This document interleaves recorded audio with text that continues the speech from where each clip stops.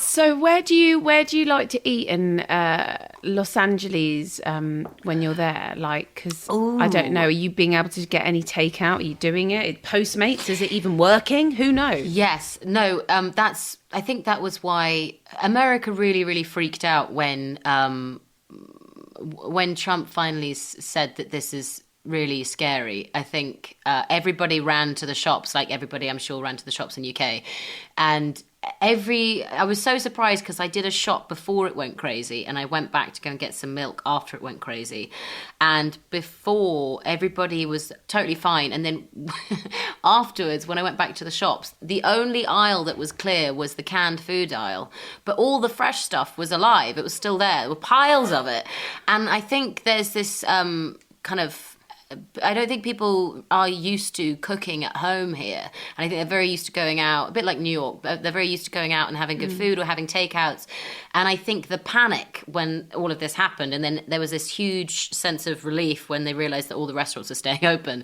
And then obviously now the shops are just surviving.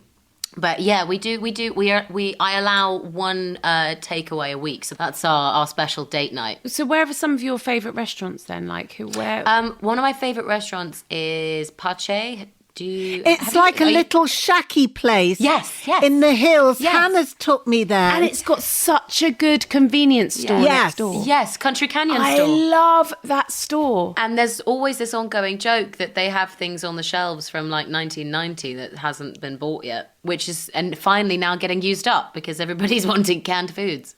I bloody love their rose water that they have. Yeah. And I know you can get it in Whole Foods, but I got it from there first. And so my heart is betrothed to it. Yeah, I love that restaurant. It's so good. Yeah, very tasty. So what would be your last supper or desert island meal?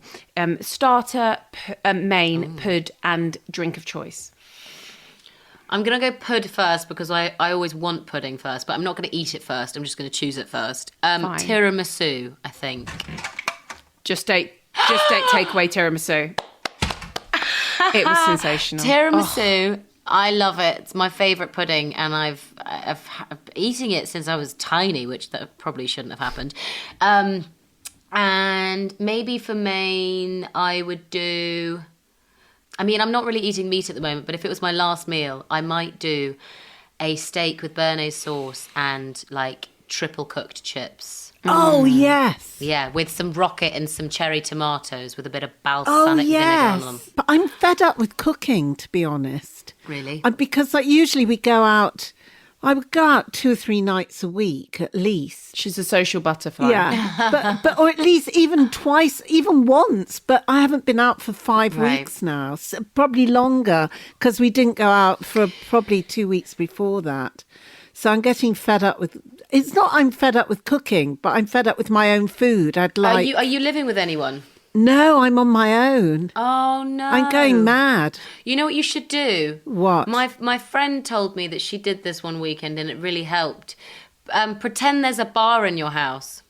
Get a bar ready and play some background music and put some background noise on and pretend you're at a bar. Oh, I'll do that then. She did it and she said, I had a great time. You can pretend you're on a date too, Mum. Yeah. Pretend that you meet a tall, dark stranger.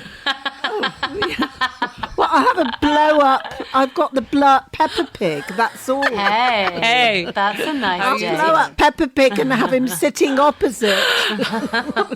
Maybe I'll order a blow up. I bet Amazon do blow up men. Mum! Probably. What's it, that, like a sex toys? Yeah. Probably. They do. Hey, they'll be an essential item.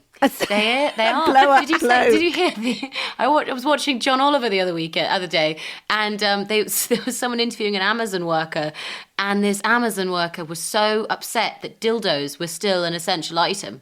You're and kidding. He kept on just saying, he was like, dildos are an essential item. Hey, people must be, desperate. Needing a dildo. But actually, if you're on your own, why would you need oh, no, maybe these people are together. Because you need a dildo. Isn't that a strap-on? No, that's a strap-on. Oh, sorry. I'm getting mixed up now. That's all right. Why do we always get to you discovering sex things. It's like we had Aisling B on, and Aisling B and Mum had a big discussion about dogging. Good. So now, today on Table Manners, Florence Pugh and Mum will be talking about strap-ons. Or dildos. Or dildos. That's Florence Pugh that brought it I up, brought it not up. me. Also, I have a very funny story. We just fostered a puppy about 2 weeks ago, and after 1 week of having her, we realised that it was never going to be a foster, and we adopted her. So the other evening, she runs off somewhere in the garden, and we're calling her back, and we have hedges on either side of our neighbours, and she's in amongst these hedges, and she's digging for ages, and we're calling her, and then she comes back with a massive muddy dildo in her mouth. Good God. Wow. And we are so shocked. Are you sure it was a dildo, Florence? It was a dildo. It was a full-on dildo. How do you know exactly? Because it was a long dildo, and it was very funny. And Whose dildo was it, Florence? well, it was dug deep into the ground. I don't know who put it there. But the They funniest hid thing it. is that she was so proud and she was so excited by finding this dildo, and we were simultaneously trying to get it off her whilst laughing. She didn't understand. And of course, to a puppy, that's like the best toy ever. It was nice and squishy. Anyway, that was very funny. Is she allowed to keep the dildo as her little squishy toy? Well, no, we thought it would look a bit fucked up if people came round and she had a penis in her mouth.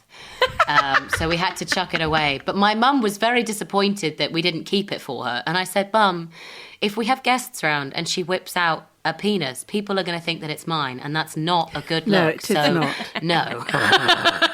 We are chucking it away. There wasn't a dead body in the grave as well. Dead person buried with the dildo. Yeah, killed by dildo. Death by dildo.